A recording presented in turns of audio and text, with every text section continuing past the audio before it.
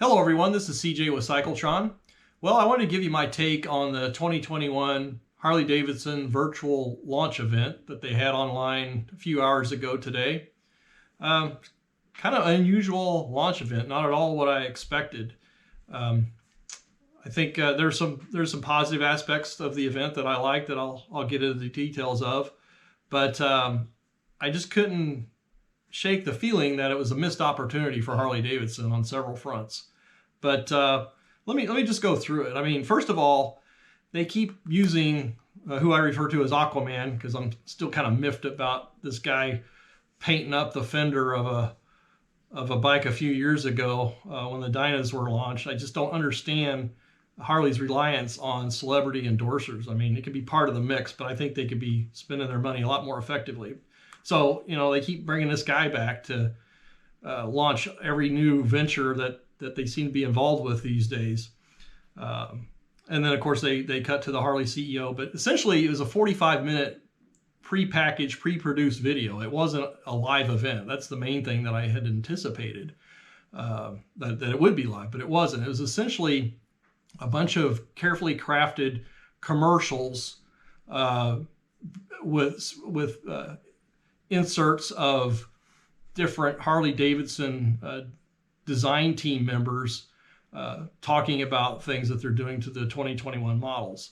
And these changes really were more form over substance. I think the whole launch event can be summarized as all icing and no cake in essence.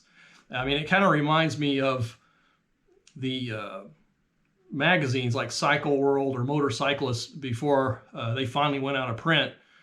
Their last gasps of existence as a print version were fancy kind of coffee table type editions with lots of pictures, very little text. Didn't include a lot of the specs that you'd come accustomed to with motorcycle magazines. If you can think back to what those look like, a lot of details about the performance, the features of the bike. I was expecting some amount of that, and this launch event was devoid of any real technical aspects whatsoever. The other odd thing is every time they introduced somebody from Harley Davidson, whether it was a designer or the CEO, they kept trying to establish their credibility as riders by saying how long they've ridden motorcycles. I mean, it speaks volumes. I mean, they're kind of answering a question that I think some people have been expressing is how authentic is the management in terms of motorcycle culture? And in a way, it came off as kind of pandering, honestly. So again, the model changes by and large are primarily paint, finish, graphics, that sort of thing.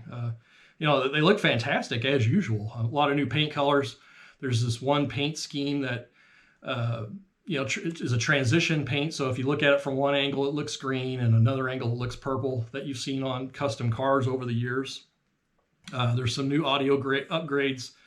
I don't care about audio on my motorcycle. I mean, I don't see the need. I like to listen to the engine and what's going on around me. With their video segments, the little mini commercials, as it were, a commercial within a commercial. I applaud their efforts to broaden the demographics, but again, it came across as a little awkward. You had the urban motorcyclists, and then you had the international motorcyclists, and you had the father and son team where the son's trying to live up to his old man's standards.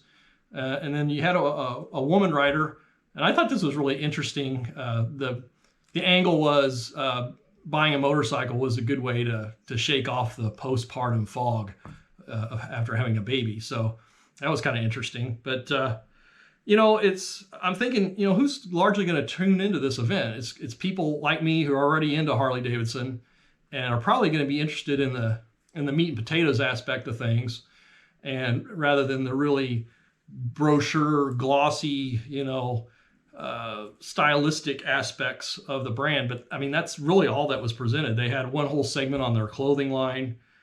They had another segment where Willie G's kids were talking about the Fat Boy. I mean, Willie G's universally respected in the industry and what he did for Harley Davidson. I'm not sure how his kids are involved in the company. It just came across as awkward and kind of a forced nostalgia.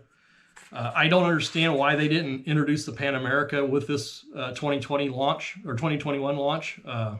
It seems like a missed opportunity. I know that launch is going to be next month. But for me, I think Harley Davidson could have done more to answer some of the big questions. Like, you closed a lot of dealers, you scaled back production. What are you really going to do to bring it in 2021? I mean, how do you have this? And instead, they just showed, hey, remember we make bikes with great finishes, great appearance, great paint. They do all those things. But, back in the day when I was in the Naval Reserves, we had a Marine sergeant that was training us. And one of the things I remember him saying that if you rely on a strength too much, eventually it becomes a weakness. And that's kind of what I see here. It's like, yeah, we know Harley makes great looking bikes. They always have interesting new paint schemes with every model year. But what are you doing beyond that? Again, so the people, the established customer base, I don't think would be too interested in a 45-minute commercial about Harley without the details. And I think the people who aren't existing Harley customers, I don't know why they'd be expected to sit through that either. I mean, it could have been a much shorter aspect of it, or they could have pulled all those videos out and just released them separately on YouTube and focus more on a live interaction, even take questions from people or reporters. I think that would have established a lot more credibility and authenticity. Again, the credibility aspect, the authenticity, it's great that they got people riding. I just wonder how prevalent that really is at Harley Davidson. I would have liked to have seen them bring more information about how their experience as riders is actually translating into model changes at Harley Davidson, or what future models might be brought online as a result of their riding experience. I mean, I think Willie G certainly did that and did it very effectively, but I don't see that happening now with other people at Harley Davidson. So what's kind of funny is as soon as I got off the launch event, I immediately went to their website to kind of find out what else was going on, because during the launch event, they said nothing about their Livewire or any electric motorcycle. So I was just kind of curious. I look at the Livewire and it's still a 2020 model. So obviously they didn't sell enough of them. I mean, to their credit, they didn't just slap a 2021 on the same bike, but it's just sort of odd. I mean, even if they had called it 2021, it would have shown some commitment to that model going forward. So what that tells me is that Livewire isn't long for the world. They'll sell out their 2020 bikes, and that'll be the end of it in all likelihood. So the thing I did really like as far as their virtual launch presentation was the Street Bob 114 in the orange color schemes. I mean, it's a fantastic looking bike. That's around $15,000. Again, going to the website, they still have the Sportsters. Interestingly, the 883 is priced at $9,500 and the 1200 is at $10,000. So, the cheapest Harley is $9,500, and there's only $500 difference between an 883 and a 1200 Sportster. So that kind of caught my attention. So what do you think about this? Do you think it was a missed opportunity for Harley Davidson to answer some broader questions about the brand and where they're headed and what they're doing for the long haul?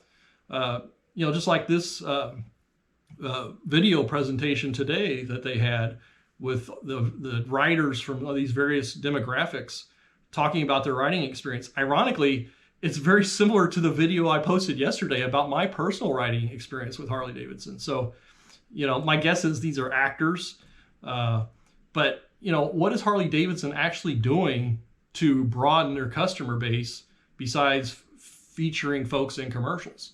I don't know the answer to that. So again, with that, I'm looking forward to their Hardwire announcement. That, again, I think they could have talked more, or at least in passing mentioned how Hardwire was going to affect the 2021 model year. Maybe they're going to get more into that in the fourth quarter earnings call next month. They're going to have the model launch of the Pan America on February 22nd, so I'm looking forward to that. I think that's an exciting bike. Again, I wish they would have launched it here with the 2021 models. But again, please let me know your thoughts and drop your comments down below. Thanks very much, everyone.